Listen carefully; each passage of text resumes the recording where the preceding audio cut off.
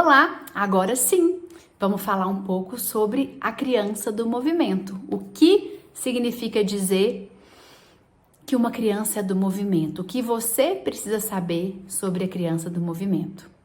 Em primeiro lugar, bem importante abrir um grande parênteses aqui, para dizer algo. Se eu tivesse que escolher uma palavra para representar todas as crianças de uma maneira geral, essa palavra seria sim movimento. Por quê?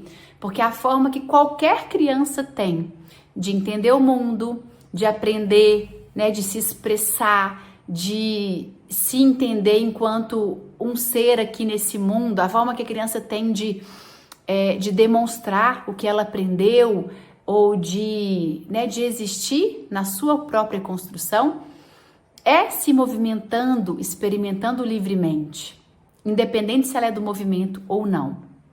Tem até um grande teórico do desenvolvimento, que é Jean Piaget, e a teoria dele se chama epistemologia genética.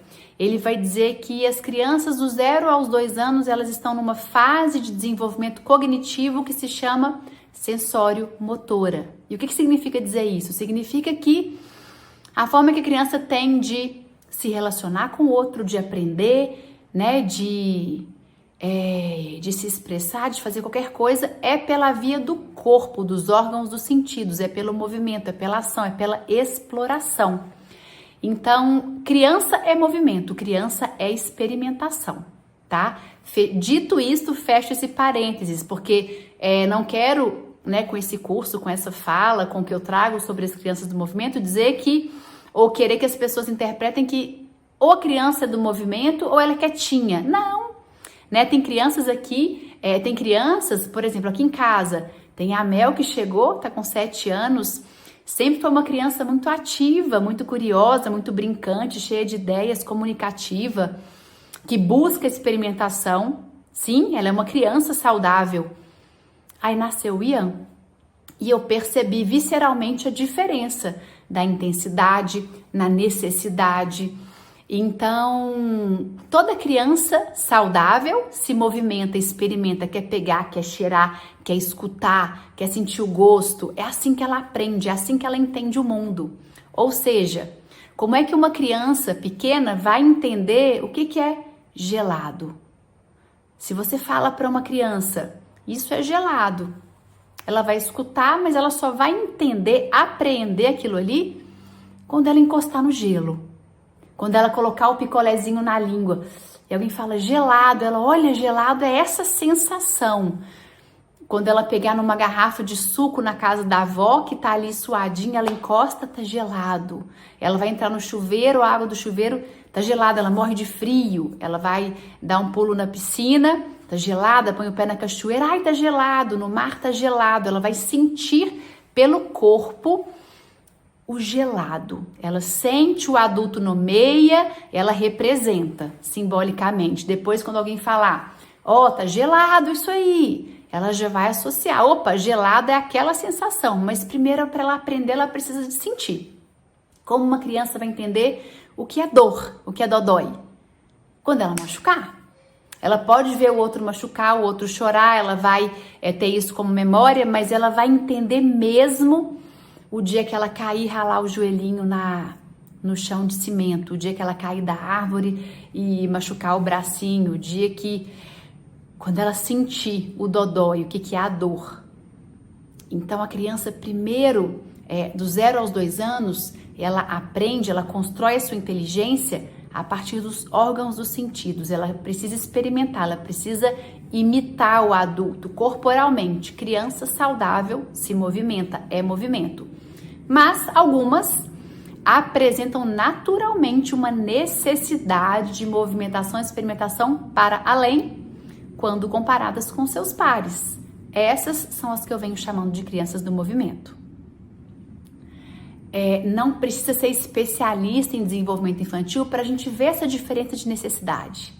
Aqui em casa eu tenho a Mel e o Ian. Quando eu vou para uma praça, para um parquinho, para um clube, eu consigo identificar quem são as crianças ali que têm uma intensidade, de movimento maior do que as outras. Estão todas brincando, todas se movimentando, mas algumas têm isso para além.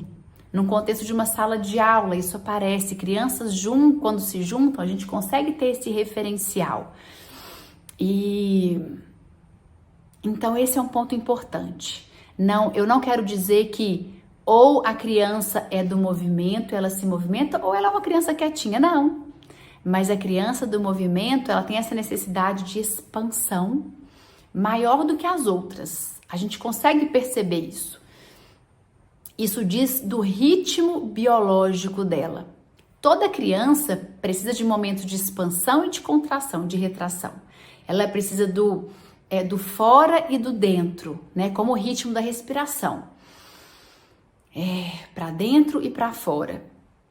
Só que a criança do movimento, ela apresenta isso mais intenso.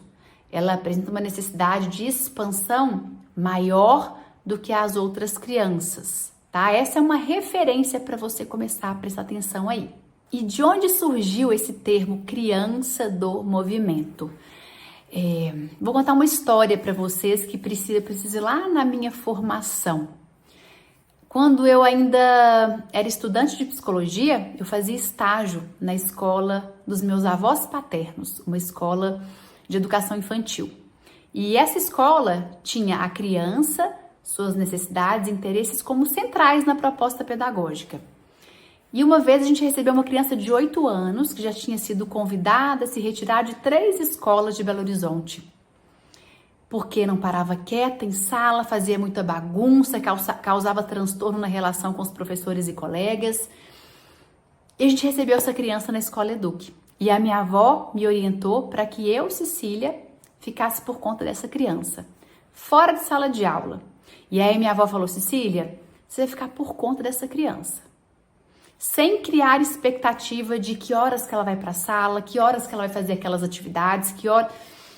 Você vai acompanhar os movimentos dela, os desbravamentos dela, as ideias e vai propor atividades ao ar livre que você vai perceber que ela se interessa a partir do que você observar, mas observa primeiro.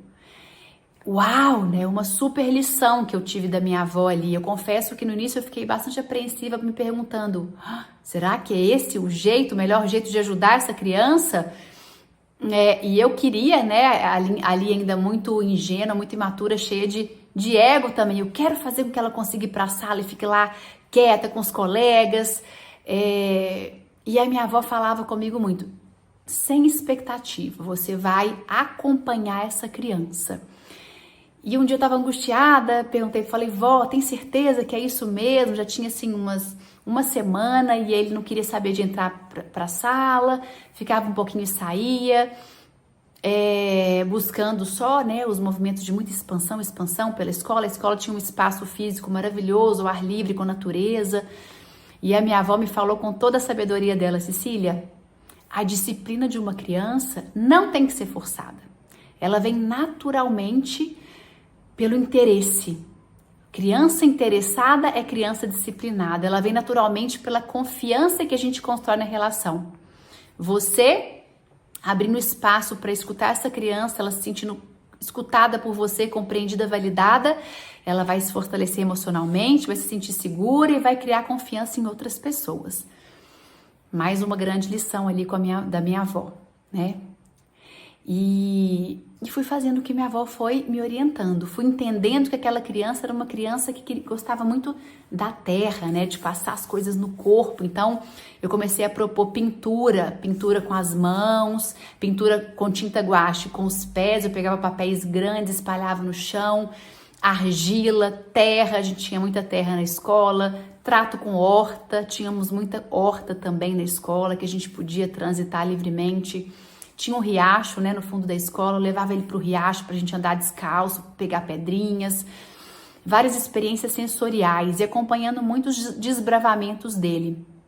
E várias vezes ele dava alguma ideia de alguma coisa para fazer, eu falava, vamos chamar os colegas, vamos contar para os seus colegas essa ideia, quem sabe eles não topam vir também. Então ia fazendo essa ponte. E eu nunca vou esquecer quando na 3ª semana, fazendo aquilo que a minha avó me orientou e me ensinou, essa criança chegou na escola com o materialzinho dela, entrou em sala de aula, guardou o material, sentou no lugar, na mesinha e na cadeira que tinha ali reservada para ela, que ela mal ficava, ela sentou e por ali ficou, por conta própria, dentro de sala de aula e não saiu mais. Eu lembro que eu fiquei olhando no primeiro dia e fiquei assim, que horas que ele vai sair? Que horas que ele vai sair? Que horas que ele vai sair? E não saiu mais. Era sim uma criança que tinha uma necessidade de se movimentar e de ir e vir maior que a dos seus colegas. Então ele levantava mais da cadeira, ele dava umas rodadas pela sala para ver as outras crianças, às vezes ele precisava sair da sala, só que como a gente entendia que isso dizia de uma necessidade do ritmo biológico daquela criança, ele tinha liberdade de ir e vir. Assim como todas as crianças, mas a necessidade dele era maior. Então ele levantava e a professora falava, Antônio, aonde você vai?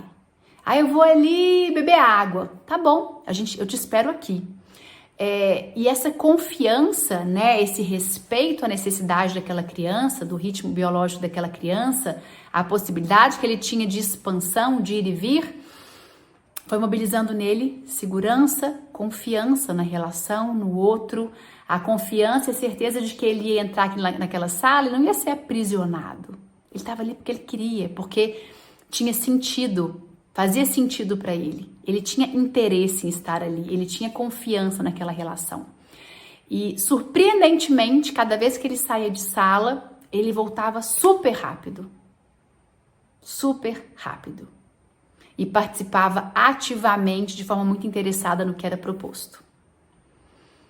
Uma super lição que eu levei para minha vida afora. Ali eu devia ter uns 19 anos, né, meu segundo ano do curso de psicologia, e eu aprendi algo grandioso.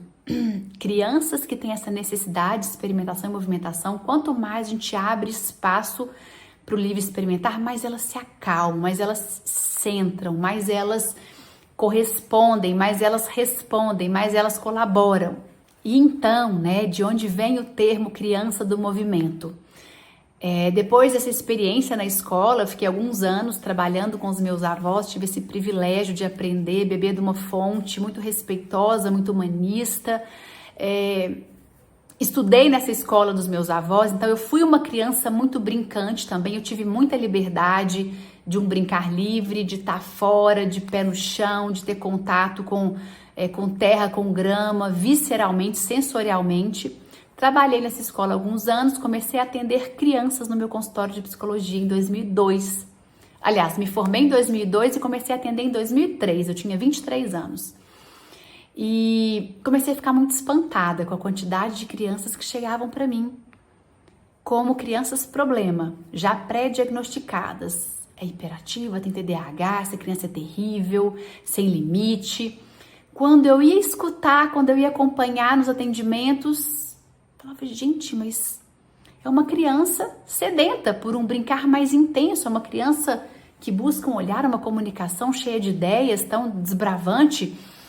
E eu lembro um dia que eu recebi a Ana no meu consultório. Ana era mãe de uma criança, chorou muito, ficou muito emocionada, me relatando um retorno nem um pouco cuidadoso que ela recebeu da escola, que já pré-diagnosticou seu filho de 5 anos como tendo TDAH. Seu filho tem TDAH, aquele transtorno do déficit de atenção e hiperatividade. E a escola já encaminhou para um neuropsicólogo, para um neuropsicólogo, para um neurologista infantil, e já sugeriu que tomasse um remedinho. Ele é uma criança que precisa tomar um remedinho para acalmar, e exigiram um laudo psicológico com urgência. Isso devia ser uma quinta-feira, ela me ligou na quarta-feira aos prantos, fui atendê-la na quinta, e ela falou, Cecília, ele só entra na escola com laudo psicológico. Eu olhei para essa mãe e falei, oi? Mas isso não existe. Nenhuma criança de 5 anos, nenhuma escola tem o direito de negar a criança o acesso à escola. Isso não existe. Você pode levar seu filho lá na segunda-feira tranquilamente. E outra coisa que não existe, laudo psicológico com urgência. Isso não existe. Inexistente. Impossível, ainda mais com criança. E eu recebi o TEL, no primeiro atendimento. Isso foi em 2003, meu primeiro ano de formada. E ainda tinha minha avó por perto para me ajudar, né, para me orientar. E o Theo, o que eu percebi do Theo? Uma criança com os olhinhos brilhantes, comunicativo, cheio de ideias, não parava de falar, buscante do meu olhar, de um brincar junto. Cecília! E aí eu mostrei toda a sala para ele, os brinquedos, os materiais. Ele escolheu as tintas. E aí na hora que ele escolheu as tintas, eu já dei aquela respirada. Deu até um frio na espinha, pensei, uau, né? Uma criança que tá com uma queixa aqui de que não para quieto, hiperativo, escolheu tintas. O que vai virar essa sala? Mas que legal, você quer tinta? Vamos forrar o chão com esse papel. No fundo, meu coração apertou, porque eu fiquei pensando no trabalho que eu ia ter depois para limpar. E eu me deparo com uma criança centrada, organizada, começou a misturar as tintas no papel. Misturar e descobrir novas cores, ficou super entusiasmado com as misturas, pintou a mão. Cada hora ele passava uma cor de tinta na mão e cada hora ficava com uma cor diferente. Olha, agora minha luva ficou dessa cor. Olha, eu passei essa outra cor, ficou dessa cor. E ele passou 40 minutos sentado, descobrindo novas cores com as suas misturas. No final, ele escolheu limpar e organizar tudo. Mais uma lição de vida para mim. Uau, não tem nenhum problema nisso aqui, né? Essa foi a primeira sessão, tive algumas sessões com ele e essa postura, né, de buscar o olhar, de transitar pelo espaço, de buscar experiências, se manteve. Nenhum sinal de que eu estava diante de uma criança com algum tipo de transtorno comportamental. E ali eu entendi que o mundo adulto precisa urgentemente se atentar ao óbvio. Cada criança, né, é um ser em particular, tem uma necessidade, traz um universo interno que precisa ser visto, olhado, acolhido e desbravado, né? A gente tem que abrir espaço para que essas crianças possam ser quem são. E depois do Theo vieram inúmeros Theos, né? Surpreendentemente, acho que não por acaso, é a demanda que mais chega para mim até hoje. Atender as crianças que são agitadas demais e que não correspondem ao que suas famílias e escolas muitas vezes esperam, né? Que fiquem quietas, sentadas, concentradas, olhando para o professor 3, 4 horas copiando a lição. Uma criança do movimento não tem isso para entregar. Esperar e exigir isso dela, eu falo que é tão insano quanto você parar diante de um pé de maracujá e esperar que dali você consiga colher pera. É um caminho certo para machucar uma criança emocionalmente, tirar dela aquilo que lhe é mais caro e potente, que é a sua essência. E aí a vida me presenteou com a minha primeira filha, claro, um grande presente para mim, me presenteou com o meu segundo filho. Com ele, eu fui entendendo visceralmente aquilo que eu escutava das mães que me procuravam no consultório, para dizer dos desafios que viviam com os filhos que não eram bem como as crianças que elas conviviam e que sempre escutavam coisas do tipo: nossa, mas ele não para nunca? Tá ligado no 220? Como você aguenta? Não, isso não é normal. Já pensou em levar numa neuro, tomar um remedinho para acalmar? Mas ele é impossível, sem limite, só pode ser hiperativo. Tem que levar num profissional para dar um jeito nisso, nessa agitação toda. Eu escutei isso muito das mães no consultório. E o Ian nasceu e eu comecei a ver que, opa, tenho um exemplarzinho desse aqui em casa. E quando eu comecei a compartilhar sobre as minhas experiências com o Ian nas redes sociais, com as coisas que eu escrevia, os vídeos que eu gravava, eu comecei a denominar o meu filho como... Eu tenho um menino do movimento aqui em casa, minha criança do movimento. Porque o que eu percebi ao longo da minha trajetória enquanto psicóloga e educadora, antes de ter o meu filho depois que me tornei mãe? Que as crianças que têm essa necessidade de movimentação e experimentação, elas são muito estigmatizadas, incompreendidas, julgadas, criticadas, são até massacradas. E eu queria trazer algo leve para esse universo. Eu queria que as pessoas começassem a olhar para essas crianças com mais leveza. Na verdade, quando eu comecei a escrever sobre criança do movimento, para dizer do meu filho, eu não tinha nenhuma intenção em relação a esse termo, mas me veio, meu filho, o menino do movimento, criança. Comecei a compartilhar sobre isso. E cada vez que eu compartilhava, as pessoas se identificavam, as mães apareciam, os pais me escreviam, compartilhavam. Nossa, que alívio! Teve uma vez que eu fui dar uma palestra em Sete Lagoas, aqui perto de Belo Horizonte, e uma mãe chegou para mim muito emocionada, com os olhinhos cheios de lágrimas. Ela falou: Cecília, você salvou a minha vida. Eu olhei para ela e falei: uau, né? Muito profundo escutar isso, né? Como assim? Eu tenho 2 filhos, eu sou psicóloga, eu olhava para os meus filhos e falava: a gente tem algum problema com esses meninos, mas o que tem de errado? O que eu fiz de errado? Eu comecei a te escutar, a falar sobre o Ian, menino do movimento, e aquilo teve um lugar no meu coração que acalmou. Eu olhei para eles e falei: é isso, é só isso, é simples assim. São crianças com sede de vida. E cada vez que eu fui recebendo retornos desse jeito, por escrito ou pessoalmente, eu entendi que era um termo que precisava aparecer, que as pessoas precisavam entender, precisavam escutar. Então, esse termo, criança do movimento, ele brotou do meu coração, com a intenção de trazer menos estigma a essas crianças e ajudar o mundo adulto a ressignificar o movimento, a ressignificar a criação e educação de uma criança. Criança que se movimenta muito vai incomodar, vai demandar. E qual é a minha intenção aqui? É te contar que tá tudo bem quanto a isso. Então, quando a gente percebe que a gente tem uma criança do movimento por perto, como a gente pode ajudar? Claro que eu vou esmiuçar isso com vocês ao longo desse curso, tá? Mas eu quero ainda ajudar nessa perspectiva da lente com a qual você olha para a criança do movimento, para a sua criança. A filha de uma grande amiga minha, desde piquitita, ela sempre foi apaixonada por livros. Ela aprendeu a ler muito rápido, sempre queria ganhar de presente livro, e até hoje, ela tem 16 anos, quando eu pergunto para ela: o que você quer que eu te dou de aniversário? O que você quer ganhar? Livro, livro, livro, livro. E a mãe e o pai sempre morreram de orgulho, né? O que a gente faz com uma criança quando ela ama ler?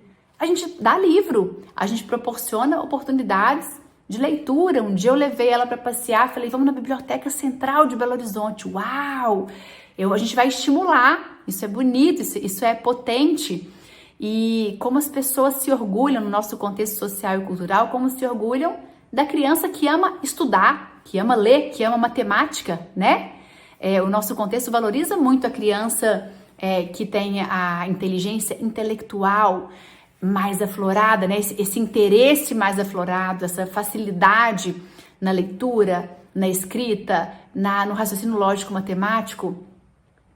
E aí a gente está diante de uma criança que não curte tanto ler. Não, eu gosto de escutar histórias, mas livro não é a minha praia. Mas eu gosto de jogar bola, eu gosto de escalar, eu gosto de desbravar corporalmente. Aquela criança, né, que ama tá fora, que ama o movimento. E o que o mundo adulto tem feito com essa criança? Vem cá, pega ela e... Não, vem cá, você vai ter que fazer isso, vai ter que ficar mais sentada, ler mais. Teve uma criança muito próxima, filha de amigos queridos, muito próximos, que era claramente uma criança do movimento. Foi para a escola e lá pelos seus 6, 7 anos, os pais colocaram numa escola bem tradicional, conteudista, prova toda semana, todo sábado prova, e começaram a chegar as notas dessa criança.